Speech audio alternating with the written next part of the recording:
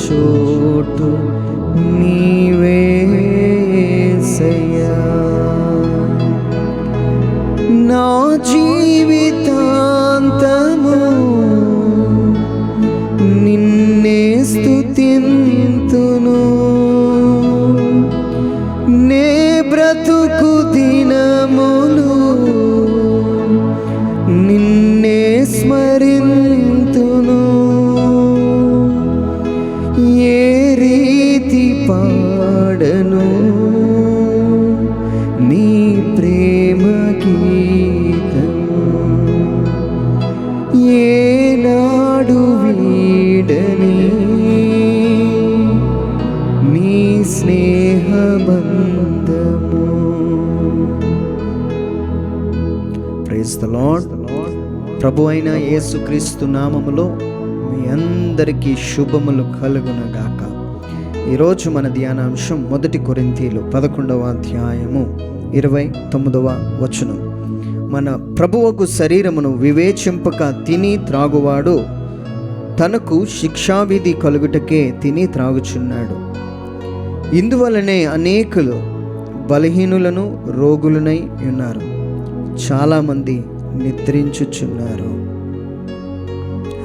నా ప్రియమైన వారలారా, మనం సిలువ ధ్యానాలు చేస్తున్నాం. ప్రభు యొక్క శరీర రక్తమే మనము రొట్టెను విరిచినప్పుడు ఆ శరీర రక్తాలనే మనం భుజిస్తున్నాం అని మనము వివేచించక, దానికోసం సరైన అవగాహన లేక ఎలాగ పడితే అలాగ మనం ఒకవేళ తినేవారముగా, అయోగ్యముగా తినేవారం అయితే మనలో అనేక మంది మరణిస్తున్నాం, అనేక మంది రోగాలను బారిపడుతున్నాం. ఈరోజు మనము ప్రభు శరీరమని వివేచించి తినాలి. సరైన అవగాహనతో ఆ బలిపీఠము చెంత దేవుడే స్వయముగా తన శరీర రక్తములను మనందరికీ ఇస్తున్నాడు, ఆ శరీర రక్తములతోనే పోషిస్తున్నాడు అని మనము అవగాహన కలిగి ఉండాలి. ఐగుప్తు నుంచి ప్రజలు బయలుదేరేటప్పుడు వారి ఆకలిని దేవుడు మన్నాతో తృప్తిపరిచాడు. ఆ మన్నా పైనుంచి వచ్చిన ఆహారమై ఉన్నది. ఈరోజు నేను చెప్తా, ఆ మన్నా తిన్నవాళ్ళు మరణంలోకి వెళ్ళిపోయారు, కానీ క్రీస్తు శరీర రక్తములను భుజించువారు నిత్య జీవములోనికి వెళతారు. అవగాహన ఉండాలి, అయోగ్యంగా తీసుకోకూడదు.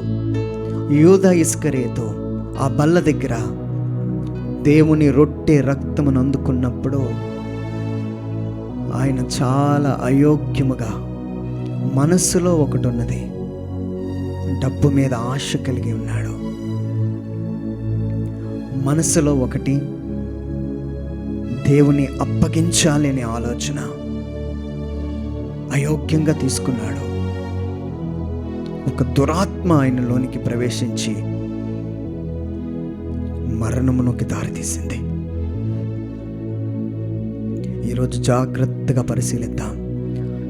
శ్రమ దినాల్లో ఉన్న మనం, ప్రభు యొక్క శిలువ ధ్యానిస్తున్న మనం, ప్రభు రక్తమును శరీరమును భుజించుటలో మంచి అవగాహన కలిగి, దేవుని దగ్గర సరైన ఒప్పుకోలు కలిగి ఉండి, మనమందరము బలహీనులమే, ఆ బలహీనతను ప్రభు ముందు ఒప్పుకోండి.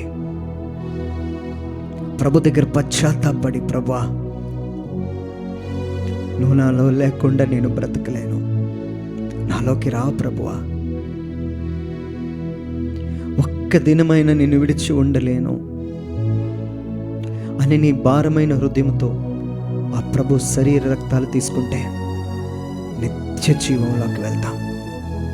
అయోగ్యంగా తీసుకుంటే రోగాలు, మరణం వస్తే, యోగ్యంగా తీసుకుంటే స్వస్థత, జీవం మనలోకి వస్తాయి.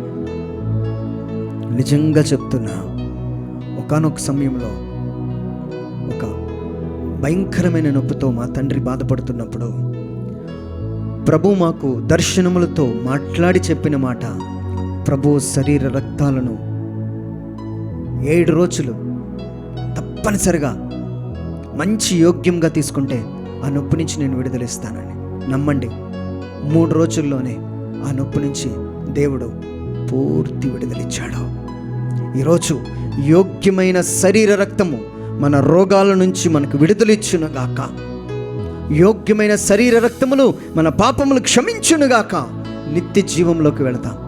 దయచేసి అయోగ్యంగా ఎలా పడితే అలా పాపమునకు సరైన పశ్చాత్తాప ప్రార్థన లేకుండా నెలకొక్కసారే, వారానికి ఒక్కసారే మళ్ళీ అవకాశం రాదని అలాంటి తలంపుతో కాకుండా నిజమైన పశ్చాత్తాపంతో దేవునిని యోగ్యంగా మనందరం తీసుకుందాం. దానికి కావలసిన శక్తిని ఇమ్మని ప్రభుని అడుగుదాం. మా ప్రియ పరలోకపు తండ్రి, నీ బిడ్డలందరినీ ఆశీర్వదించండి. ఎవరైతే ఈ వాక్యం వింటున్నారో వారిని దీవించండి ప్రభువా. ప్రభు శరీర రక్తాలను ముట్టుకునే ముందు మంచి పశ్చాత్తాపముతో దేవుని పాదాలను కడిగి, ప్రభువా మరలా మేము బలహీనపడకుండా నీ శరీర రక్తాలే మాకు బలమునివ్వాలని ప్రార్థన చేస్తూ యోగ్యముగా తీసుకునే కృప నా బిడ్డలకు ఇవ్వమని, ఈ మనవలన్నిటినీ మన ప్రభు, మన రక్షకుడు మనందరి కోసము తానే శరీర రక్తాలుగా ఈ లోకానికి వచ్చి మన ఆకలిని తీరుస్తున్న మన ప్రభు అయిన యేసు క్రీస్తు నామములో అడిగి పొందుకుంటున్నాము తండ్రి. Amen, amen, amen. God bless you.